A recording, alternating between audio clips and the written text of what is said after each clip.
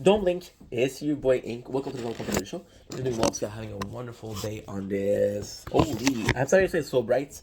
Nothing I can do. There's nothing I can do. I can try, but there's nothing I can do. Alright, the background. Today we're talking about a specific subject. It's the 5th February 2025. Talking about fear and apprehension. The fear and apprehension. We were talking about we were tasting a Kit Kat, and I was like, why is this different? And I was tasting a Kit Kat, and I realized that my videos are super long because I talk about myself. So this is my reaction to a Kit Kat. This is the experience that I had with a Kit Kat, right? And it's funny because when I made that video, I realized something that was kind of crazy. So for example, Kit Kat is a perfect example, to be honest, because Kit Kat is not a candy bar that I love. It's not a candy bar that I love. So why is it so important is because by talking about my experience younger with Kit Kats, I actually talk about how much I don't like it. Because I talk about how much I don't like it, when it's time to taste, I'm like, holy shit, I didn't like it. And I was like, okay, well, this is kind of interesting because I had a different experience eating the candy bar, right? I had a better experience eating the candy bar, not talking about myself. So I was like, okay, well, how come this is so much better? And I realized apprehension and fear. So I know what you're saying. Ink, you don't fear eating a candy bar. That's bullshit. What are you trying to say?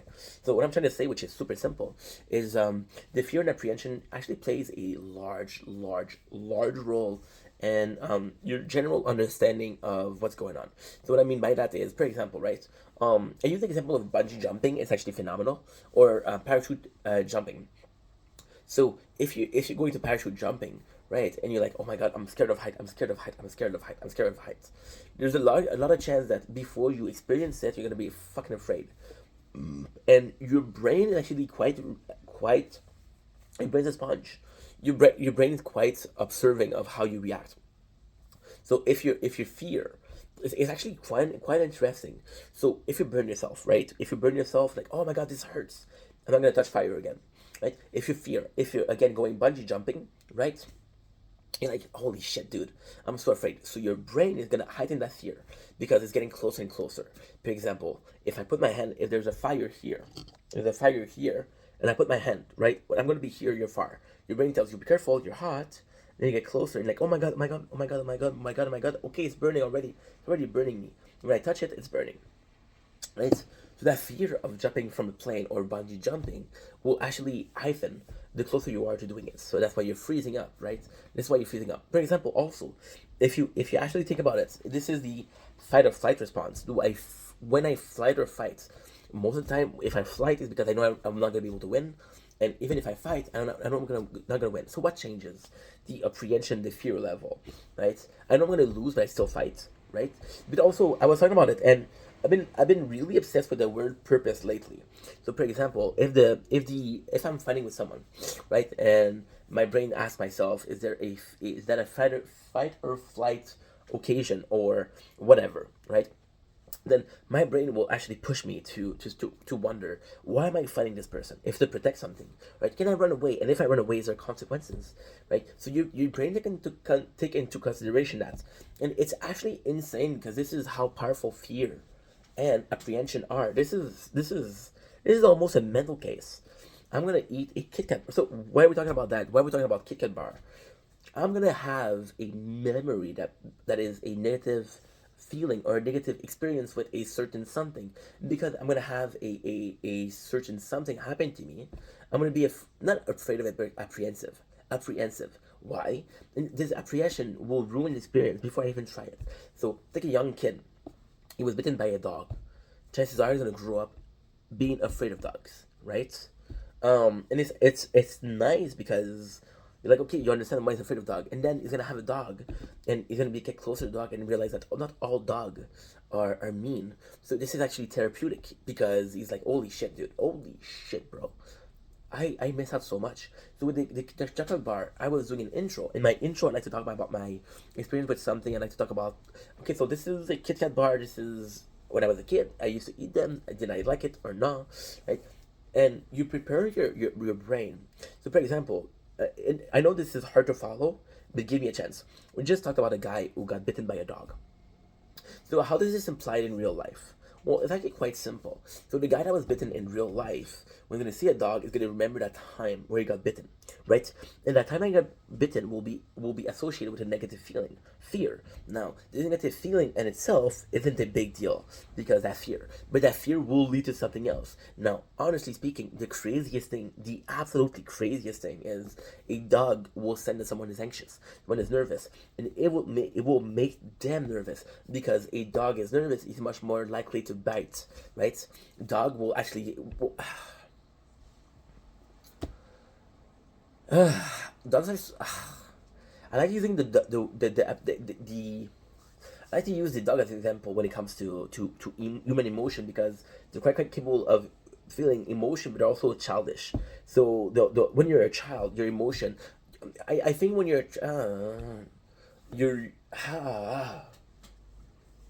it's harder. I think when you're a child, your range of emotion is lower because you didn't have experience, so you don't have apprehension and don't have fear because most of the thing out of curiosity. For example, right? I was I said a story not too long ago about curiosity. What was I saying? No, okay, yes. I was talking about having KFC, which is true because this is my favorite restaurant, right? And I was having a Halloween costume, and I was so embarrassed because I was the only guy costume, and I was like, holy shit, dude, I'm 21 years old. What am I doing? And of course, I did it for content, and I was almost going home, but the apprehension for KFC. I was like, I'm so down to eat KFC. Because I was so down to eat KFC, we actually made an effort to go and actually we made such an effort to actually go and you know what? Fuck my fear, fuck my apprehension. Let's just go for it. Let's just have fun, right? And this is what happened. This is exactly what happened. So I kind of appreciate the fact that right now we're in a situation where it's not necessarily it's not necessarily a fearful situation, but if you're talking about a bad experience and you're constantly reminded of that bad experience, like holy shit, okay, well I get it, and it works in both ways. What if curiosity was the parallel universe of a fucking apprehension? I'm curious, so I'm stepping over my fear, right? What if excitement was the parallel of apprehension, curiosity, fear, happiness? Yeah. Okay. So the fact that your brain is doing that, it's crazy because this also implies the placebo effect. The placebo effect, which is when you take a medication that you think is going to help you, because you think it's going to help you, it does help you. It's how strong the brain is, right? Also, a fun fact. I was talking about to my father yesterday, and my father was talking about a cousin, and his cousin, she's working in a governmental. I'm Canadian, and in Canada we just legalized marijuana not too long ago, so we're having places and the work. Well, it's like a store that sells weed and edible, right? And she was working there, and they had this new product, right? And it was, I don't know how it happened, but they were asking the employees to really sell it because it was a new product and do the promotion of this product. And it was edibles, but it was also with laced with mushrooms, which makes you have this. I have these, and it's actually quite insane. They had these mushrooms. Again, I don't do drugs, right? I'm not saying do drugs. I'm just saying this is what happened.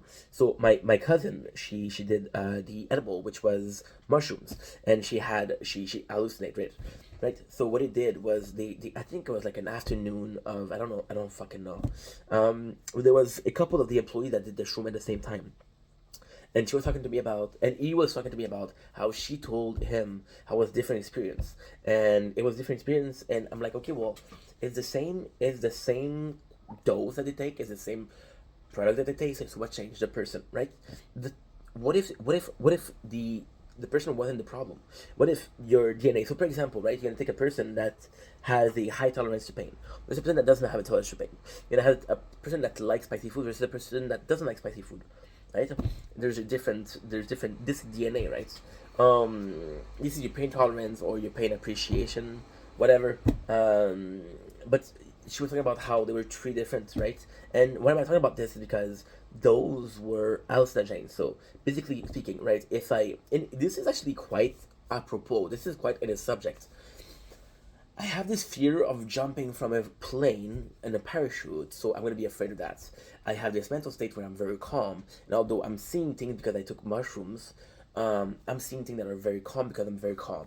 I'm very nervous as a person. I'm having a bad day. So when I hallucinate, this is going to heighten my emotion of having a bad day, of being nervous, right? So they had different experience, and kind of fascinating because this is a enhancement. So for example, right, I have glasses. I can't see without glasses. Well, I can see, but it's much better with glasses. So I would wear glasses to see things, right? But if it wasn't for those glasses, don't give me the power of vision. It don't give me the sense of vision. It's just heightened, right? So the whole thing, and the glasses also are a good example because you take the glasses and like, okay, well, how can I say that? I actually got a lot. I'm actually gonna make it. Holy, I'm actually gonna make it, guys. Sheesh. No, we're gonna make it. We got 60. That's not good. That's not good. That's not good. Okay, give me a sec, guys. Sorry. Um, we need 69. So we need 16. It's 6. So it's yeah, it's more. Two two two two two two two two two two two two two two. Okay, 54. Nice. So yeah, so I think it's actually quite interesting. I think it's quite interesting that we're pushing forward this idea of fear. And see, also, I'm not gonna get political, but I could. We're talking about propaganda, right? Um, this fear was used, but it's an emotion. Imagine if you could create fear, right? You can create happiness for sure. You can create anxiety. You can push. You can force every single emotion in a person, right? And if you're able to create an emotion on that person, you can control them, right? This is actually really scary. So what I mean by that, right? I know, right? I know that. Okay, I'm gonna have a group of kids, right? And I'm gonna have two dogs. One of them is really kind and really likes kids. One of them is a bit traumatic. Is a bit has been traumatized, and he had bad owners. And this dog is more likely to bite, right? So I know this dog is a problem, right? So I'm not gonna put it with kids. But what if I was to put it with kids? So I would put a situation that could be problematic in a situation that couldn't be problematic. I'm going to choose a problematic one. What if on purpose I'm creating traumatic experience, right? And then you have that and you're like, holy shit, dude, holy shit. I'm afraid of dog because I was bitten one when I was a kid. What if I was put in a room, right, with a dog that my parents knew, or somebody knew that could likely be bitten. So it's funny. It's also very cool because this is very, now I'm talking about negatives, right? You can create an emotion of fear because you can have an emotion of fears. Oh my god, this is complicated. This is complex. You can create an emotion of fears, okay? Because you create an emotion of fears, you're able to create a need for comfort, right? So you're this is very dark psychology, but you have this girl that you like, right? And you put her, she likes this guy, and you know this guy's an asshole. You know this guy's an asshole. She likes him, but she likes him, and you have a choice. Like, do I try my luck with her? And some people, a bit more deviant, more clever, I guess. That's the definition of clever. That's another video. But they'll allow the girl to be, not allowed. What am I saying?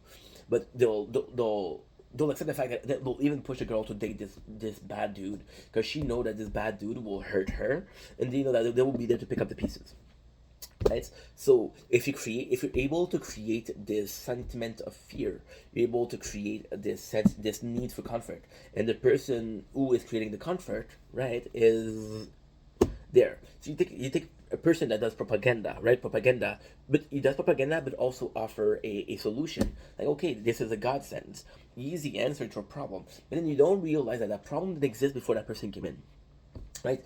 So we remember people like Bush. We remember people like that were using propaganda as a tool to get reelected, right? I'm just gonna say that. I say this, I say nothing, right? Like, holy shit, that's like control. It's negative. Or if I was talking about positive, right? You have two parents. My parents are perfect for that. My parents are the perfect example. I'm baby Ink. I'm 3 years old. I just started walking. We're going down a hill, and baby Ink fall, right? And baby Ink fall and he hurt himself. Now you'll look at this. You'll look at this, and this is absolutely phenomenal. This is mind blowing. Look at a kid that falls. Look at a kid that's falling. The first reaction, okay, will be looking at his parents. I was talking about dog before, right? Dog, they have the intelligence of most dogs have the intelligence of a 4 or 5 years old, right? That's a level of intelligence that they have, right? And the coolest thing with dog is even when well, and that's a fucked up illusion, but it makes sense in the end. It will make sense. So you take a dog, right? And a dog will go to the bathroom. When he goes to the bathroom, it'll look at you. And people will go like, why is he looking at me when he's shitting? Well, he's actually trusting you. The dog is actually trusting you, right?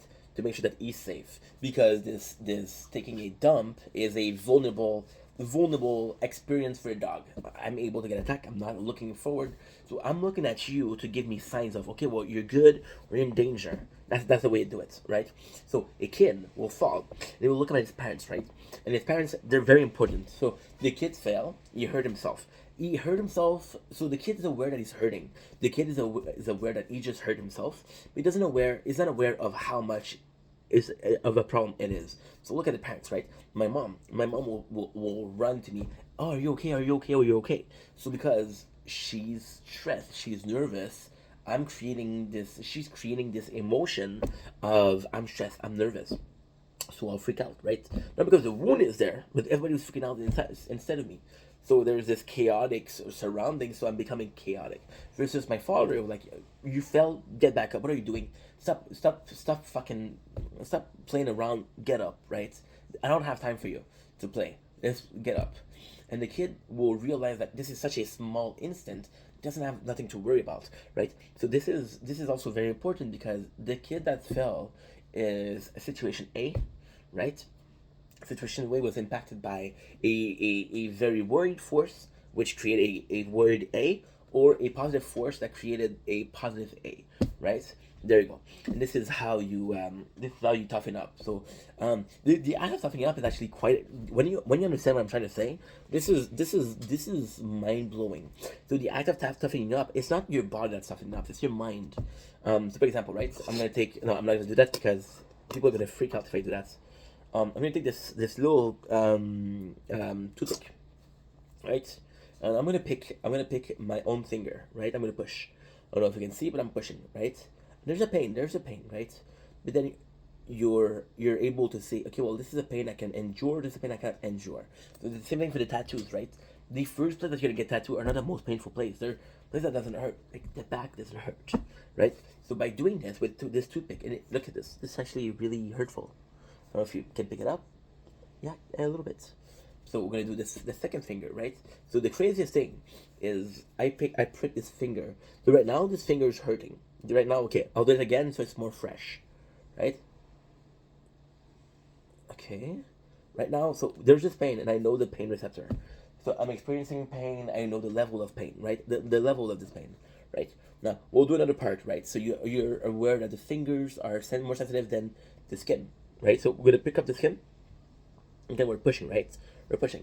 So you can see here, there's we just created that hole, right? So the difference in pain between this and this, right? This and this, right? And you're like, okay, well, this part of the body is it's less sensitive, right? But in both cases, those pain receptors were my brain. Those pain were like, can I endure it or not, right? No matter how much this was painful, as long as I know I'm not gonna get hurt, right?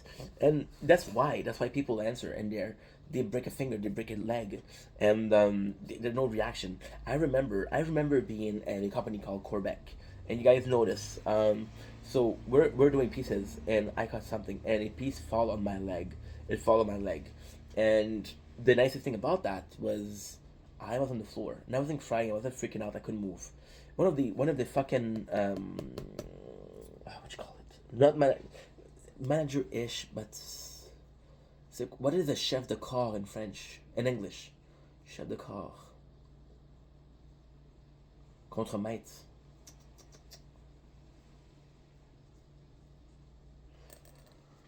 Give me a sec. It's that important. Contremaître. One of the person in charge looked at me and said, "Hey, are you okay?" I said, "No, I think I broke my foot." And then I went to the hospital. right? I was on the floor. I wasn't crying. I wasn't screaming, crying. It just looked at me. Are you okay? The reason why I'm bringing this effect up is I knew my foot was fucked up. I couldn't get up. I couldn't get up. This guy asked me, looked at me very calmly and said, "Are you okay?" Right? If I was younger, this is the right thing to say. This is the right thing to say. It's not get back up. It's not oh my god, are you hurt? Are you hurt? Are you okay? Right? And most of the kids are gonna tell you, yeah, I'm okay. Right? But and it's nuts because it's nuts. It's absolutely nuts. This emotion, this emulation of emotion, right? Or I was watching this documentary. I think it was yesterday on autistic people. And the documentary was phenomenal. This documentary was phenomenal. So they were talking about how autistic people are they're not able to experience emotion the same way we do, right? Um, so they were talking about how in certain cases autistic people will emulate emotion. Funniest thing, you take a deaf person, and you're asking them to talk to you. You can hear in their voice that they're deaf, right? They're not able to reproduce the voice. The way you're talking isn't you didn't choose to talk like that. You didn't choose to talk like that. Your tone of voice is up to you, right? But the expression that you use, the pace at what you're talking about, they're all from your parents, right? That's why when you're with your girlfriend for a while and you're with your girlfriend and you guys talk, and she'll start using expression that you're using, and you'll start talking like her. I was dating this girl, and it didn't last long. I think it lasted like 2 weeks, and as a joke, I always say por favor, because okay, so I look at I always say por favor because she knew me. We met through Ink Vendetta, right? She knew me, and Ink is able to speak French and English, right? In real life, I speak more French because my surrounding is more French, right? And as a joke, I always say por favor because like, wait, it's not French, it's not English. How many languages do you speak, right? It's a soft flex, and I say that, and then she started saying it, and I noticed that she started saying it. I'm like, yo, why? And I'm like, I know this is me, right? The quickness in which there was this almost assimilation of each other, which was crazy, right? And that's pretty much it. That is pretty much it. Anyway, that's a long enough video. Fear and apprehension. How was that? I think this is one of my better video that I did today.